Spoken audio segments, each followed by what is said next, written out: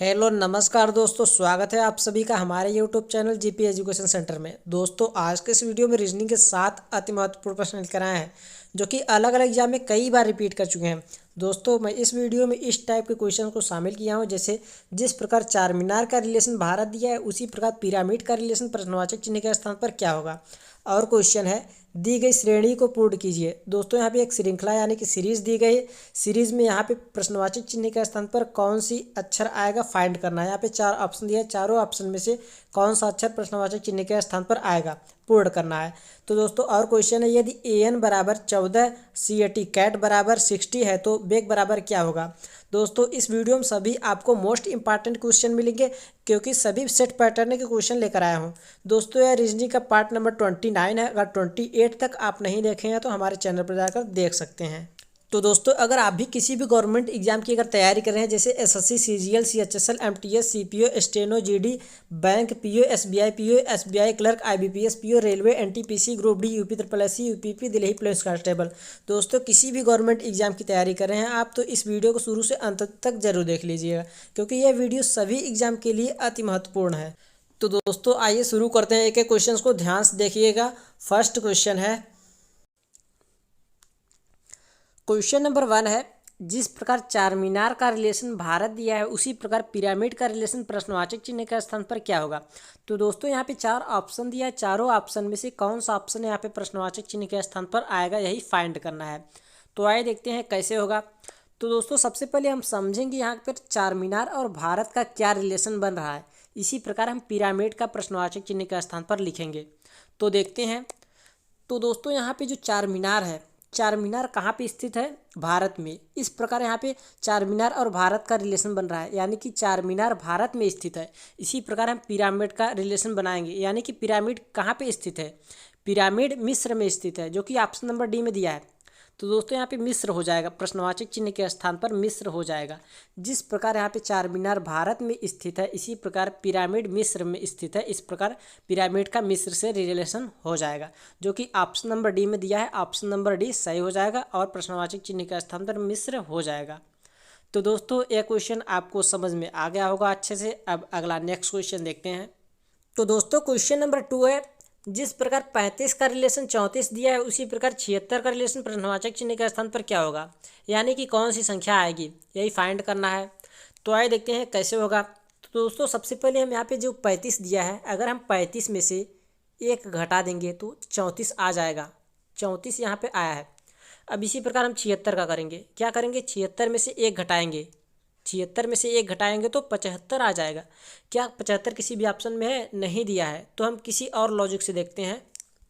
तो दोस्तों यहाँ पे जो 35 दिया, 35 के अंक 3 और 5 को मल्टीप्लाई कर देंगे, क्या 34 आएगा। 3 5 15 15 आएगा, लेकिन यहाँ पे 34 आया है। तो हम किसी और ट्रिक से देखते हैं।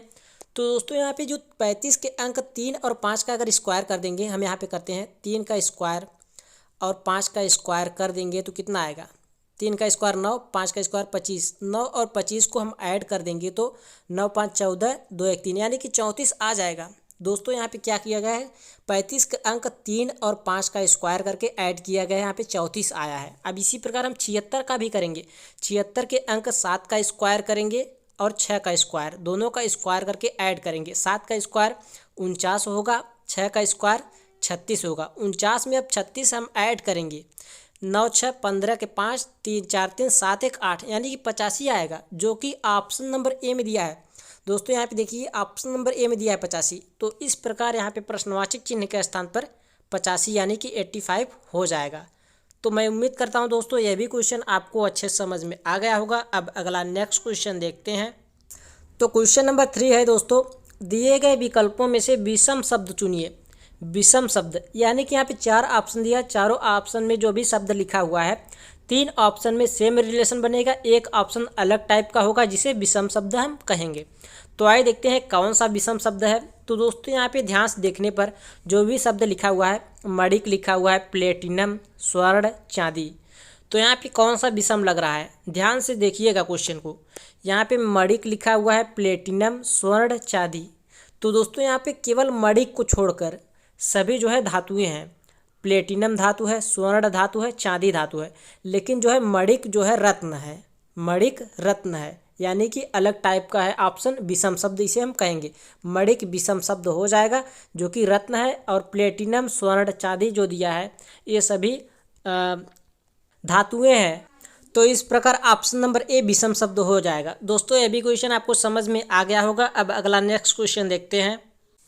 तो दोस्तों क्वेश्चन नंबर 4 है, दी गई श्रेणी को पूर्ण कीजिए। एक सीरीज दी गई है, सीरीज के अक्षर दिए गए हैं Y T P question mark और के, यानी कि क्वेश्चन मार्क के स्थान पर कौन सा अक्षर आएगा। 4 ऑप्शन दिया, चारों ऑप्शन में से कौन सा अक्षर आएगा यहाँ पे प्रश्नवाची चिन्ह के स्थान पर, इसी हिसाब से श्रेणी को पूर्ण करना है। तो आइए देखते हैं कैसे होगा, ध्यान से देखते रहिएगा। तो दोस्तों यहाँ पे श्रेणी के अक्षर दिया गया है, यहाँ पे लिख लेते हैं वाई टी पी प्रश्नवाचक चिन्ह के। हम सबसे पहले अक्षरों की नंबरिंग कर लेते हैं, अक्षर किस नंबर पे आ रहे हैं। वाई जो है 25वें नंबर पे आता है, टी 20वें नंबर पर आता है और पी 16वें नंबर पर। तो दोस्तों वाई से यहाँ पे जो टी हुआ है यहाँ पे -5 हुआ है, टी से यहाँ पे जो पी हुआ है -4 हुआ है, पी से यहाँ पे प्रश्नवाचक चिन्ह के स्थान पर क्या लाएंगे। यहाँ पे जो भी हो रहा है यहाँ पे दोस्तों, यहाँ पे सीरीज के रूप में अक्षर घट रहे हैं, यानी कि अक्षरों की नंबरिंग घट रही है। पहले 5 घटा हुआ है, फिर 4। इसी प्रकार पी में हम जब 3 घटाएंगे तो क्या आएगा, यानी कि हम 16 में से 3 घटाएंगे, 16 में से 3 घटाएंगे तो 13 आएगा। 13 नंबर पर कि कौन सा अक्षर आता है, 13 नंबर पर कौन सा अक्षर आता है, 13वें नंबर जो है एम आता है, एम। अब इसी प्रकार हम आगे भी लिख लेंगे, क्या करेंगे, यहाँ पे जो सीरीज में -5 हुआ है -4 -3, इसी प्रकार यहाँ पे -2 करेंगे, -2 करेंगे तो यहाँ पे 11, यानी कि 11वें नंबर के आता है, यानी कि यहाँ पे प्रश्नवाचक चिन्ह के स्थान पर एम ही आएगा। तो दोस्तों यहाँ पे प्रश्नवाचक चिन्ह के स्थान पर एम ही आएगा, जो कि ऑप्शन नंबर डी में दिया है। तो इस प्रकार यहाँ पे प्रश्नवाचक चिन्ह के स्थान पर एम हो जाएगा, ऑप्शन नंबर डी सही हो जाएगा। तो दोस्तों यह भी क्वेश्चन आपको अच्छे समझ में आ गया होगा। अब अगला नेक्स्ट क्वेश्चन देखते हैं। क्वेश्चन नंबर 5 है दोस्तों, यह भी मोस्ट इंपॉर्टेंट क्वेश्चन है, कई बार एग्जाम में रिपीट कर चुका है। तो क्वेश्चन नंबर 5 में है, दिए गए प्रश्न में लुप्त संख्या ज्ञात कीजिए। प्रश्न में लुप्त संख्या कहाँ पर दिया है, लुप्त संख्या यहाँ पे निकालना है, यहाँ पे प्रश्नवाचक चिन्ह के स्थान पर बताना है कौन सी संख्या आएगी। तो ध्यान से देखते रहिएगा दोस्तों, तभी समझ में आएगा। तो आइए देखते हैं कैसे होगा। तो सबसे पहले यहाँ पे देखेंगे, जब भी इस टाइप का क्वेश्चन दिया होगा, यह एक मिसिंग नंबर का क्वेश्चन है, जब भी इस टाइप का क्वेश्चन दिया हो तो सबसे पहले हम बड़ी संख्या देखते हैं कि बड़ी संख्या कहाँ पे दिया है। बड़ी संख्या यहाँ पे दोस्तों नीचे दिया है 12, 30, 12। तो क्वेश्चन कैसे सॉल्व होगा, क्वेश्चन इस प्रकार सॉल्व होगा, ऊपर से नीचे की तरफ प्रश्न इस प्रकार सॉल्व होगा। तो आइए देखते हैं कैसे होगा, क्या होगा। तो दोस्तों सबसे पहले हम देखेंगे यहाँ पे 7, 6, 5 में क्या रिलेशन बना है, 12 आया है। 8, 5, 2 में क्या रिलेशन बना है, 30 आया है। 5, 4, 2 में क्या रिलेशन बना है, 12 आया है। इसी प्रकार 8, 7, 3 में रिलेशन करके प्रश्नवाचक चिन्ह के स्थान पर लाएंगे। तो आइए देखते हैं कैसे होगा, कौन सा लॉजिक लगा है। तो दोस्तों यहाँ पे जो 7, 6, 5 सब दिया है, इसको अगर ऐड कर देंगे क्या बार आ जाएगा, करते हैं। 7, 6, 13, 13, 5, 18 है, लेकिन यहाँ पे 12 आया है। तो इस लॉजिक से नहीं हो रहा है, तो हम किसी और लॉजिक से देखते हैं। तो दोस्तों अगर हम 7 और 6 का मल्टीप्लाई कर देंगे तो कितना आएगा, 7 6 42, और फिर 6 और 5 का मल्टीप्लाई कर देंगे, 6 5 30। 42 में से हम 30 को घटा देंगे तो 12 आ जाएगा। 2, 4 में से 3 का 1, यानी कि 12 आ जाएगा। दोस्तों यहाँ पे क्या हुआ है, 7 और 6 का मल्टीप्लाई हुआ है, फिर 6 5 का मल्टीप्लाई करके उसमें से हम घटा दिए हैं, तो यहाँ पे 12 आ गए, यहाँ पे 12 आया है। अब इसी प्रकार हम दूसरे में देख लेते हैं। यहाँ पे क्या करेंगे, 8 5 का मल्टीप्लाई करेंगे, फिर 5 2 का मल्टीप्लाई करके उसमें से घटा देंगे। 8 5 का मल्टीप्लाई करेंगे, 8 गुणे 5 करेंगे, 40 होगा। और यहाँ पे 5 का 2 में मल्टीप्लाई करेंगे 10, यानी कि 40 में से हम 10 को घटा देंगे तो 30 आ जाएगा। दोस्तों यहाँ पे 30 आया है, देखिए यहाँ पे 30 आया है। अब इसी प्रकार तीसरे में भी देख लेते हैं। 5 में हम 4 का मल्टीप्लाई करेंगे, फिर 4 में 2 का मल्टीप्लाई करके उसमें से घटा देंगे। 5 में 4 का मल्टीप्लाई होगा तो यहाँ पे हम लिखते हैं 20 होगा। फिर 4 का 2 में 8, यानी कि 20 में से हम 8 को घटा देंगे, तो 8 को घटा देंगे तो 12 आ जाएगा। देखिए दोस्तों यहाँ पे 12 भी आया है। अब इसी प्रकार हम तीसरे में भी लिखेंगे।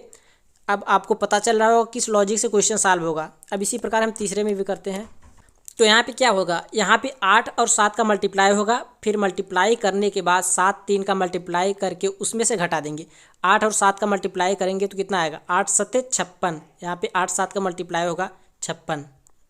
फिर 7 और 3 का मल्टीप्लाई करके उसमें से घटाएंगे। 7 त्रिक 21, घटा देते हैं। 6 में से 1 गए 5, 5 में से 2 गए 3, यानी कि 35 आएगा। तो दोस्तों 35 आएगा। यहाँ पे देखिए ऑप्शन नंबर ए में दिया है 35, इस प्रकार ऑप्शन नंबर ए सही हो जाएगा। यहाँ पे प्रश्नवाचक चिन्ह के स्थान पर 35 हो जाएगा। तो दोस्तों आशा करता हूँ यह क्वेश्चन आपको अच्छी तरीके से समझ में आ गया होगा। अब अगला नेक्स्ट क्वेश्चन देखते हैं। क्वेश्चन नंबर 6 है दोस्तों। यहाँ पे यदि an बराबर 14 है और कैट बराबर 60 है तो बेग बराबर क्या होगा, यानी कि बेग बराबर क्या होगा। तो सबसे पहले इस टाइप के क्वेश्चन को ध्यान से देखेंगे, समझेंगे कि यहाँ पर जो an बराबर 14 लिखा हुआ है किस प्रकार लिखा हुआ है, CAT कैट बराबर 60 ये किस प्रकार लिखा हुआ है, इसी प्रकार हम बेग का लिखेंगे, यानी बेग बराबर लाएंगे। तो आइए देखते हैं दोस्तों। सबसे पहले हम n का देखते हैं, an का। तो an बराबर 14 का अगर देखा जाए ये किस नंबर पे आता है, अगर a की प्लेस वैल्यू देखें तो पहले नंबर पर आता है, n 14वें नंबर पर।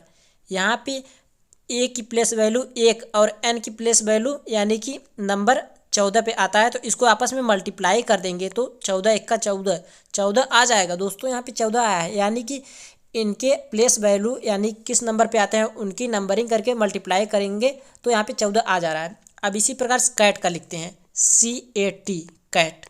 C किस नंबर पे आता है, तीसरे नंबर पर, A पहले नंबर पर और T किस नंबर पे आता है, 20वें। अब इन नंबरों को हम आपस में मल्टीप्लाई कर देंगे। 3 1 का 3, 3 दूनी 6, यानी कि 60 आ जाएगा। दोस्तों यहाँ पे 60 आया है। अब आपको पता चल गया होगा किस लॉजिक से यहाँ पे क्वेश्चन सॉल्व होगा। अब इसी प्रकार हम बेग का भी लिखेंगे, बेग बराबर लिखेंगे। यहाँ पे लिख देते हैं BEG। तो यहाँ पे B किस नंबर पे आता है, B जो है दूसरे नंबर पर, E 5वें नंबर पर और G 7वें नंबर पर। अब क्या करेंगे, इन नंबरों को हम आपस में मल्टीप्लाई करेंगे। मल्टीप्लाई करते हैं 2 का 5 में फिर 7, यानी कि 2 5 10, 10 7 70। दोस्तों बेग बराबर क्या आ जाएगा, 70। बेग बराबर 70 जो कि ऑप्शन नंबर बी में दिया है। ऑप्शन नंबर बी सही हो जाएगा और बेग बराबर क्या आ जाएगा, 70 आ जाएगा। तो दोस्तों यह भी क्वेश्चन आपको अच्छे समझ में आ गया होगा। अब अगला लास्ट क्वेश्चन देखते हैं। तो दोस्तों लास्ट क्वेश्चन भी इम्पॉर्टेंट है क्योंकि सभी एग्जाम पैटर्न के मैं क्वेश्चन लेकर आया हूं जो कि प्रीवियस ईयर में अलग अलग एग्जाम में पूछे गए हैं। तो क्वेश्चन नंबर 7 है, प्रश्न आकृतियाँ। प्रश्न में आकृतियाँ बनी हुई हैं। यहाँ पे पहली आकृति, दूसरी आकृति बनी हुई है, तीसरी आकृति। यहाँ पे प्रश्नवाचक चिन्ह के स्थान पर बताना है कौन सी आकृति बनेगी। तो दोस्तों जब भी इस टाइप का क्वेश्चन दिया हो तो सबसे पहले आपको समझना होगा कि क्वेश्चन किस टाइप का दिया है। तो एक एनोलॉजी का क्वेश्चन है। एनोलॉजी के क्वेश्चन में क्या होता है कि जिस प्रकार पहले का रिलेशन दूसरे से होता है उसी प्रकार तीसरे का रिलेशन चौथे से होता है। समझ रहे हैं, जिस प्रकार पहले का रिलेशन इससे है दूसरे से, इसी प्रकार इसका रिलेशन यहाँ पे होगा, प्रश्नवाचक चिन्ह के स्थान पर रिलेशन होगा। तो दोस्तों सबसे पहले हम देखेंगे पहली का रिलेशन दूसरी से किस प्रकार है। तो आइए देखते हैं। तो दोस्तों पहली में एक त्रिभुज बना हुआ है 3 भुजाओं से, ठीक है, और 3 बिंदु भी बना हुआ है। और इससे दूसरे में क्या रिलेशन बना हुआ है, एक भुजा बढ़ी हुई है, यानी कि 4 भुजा वाली एक चतुर्भुज बना हुआ है, 4 भुजा, ठीक है, और एक बिंदु भी बढ़ी हुए है, 4 बिंदु इसमें है। पहले में 3 बिंदु था, 3 भुजा था। अब इसी प्रकार हम चौथे में देखते हैं, चौथे से 5वें में।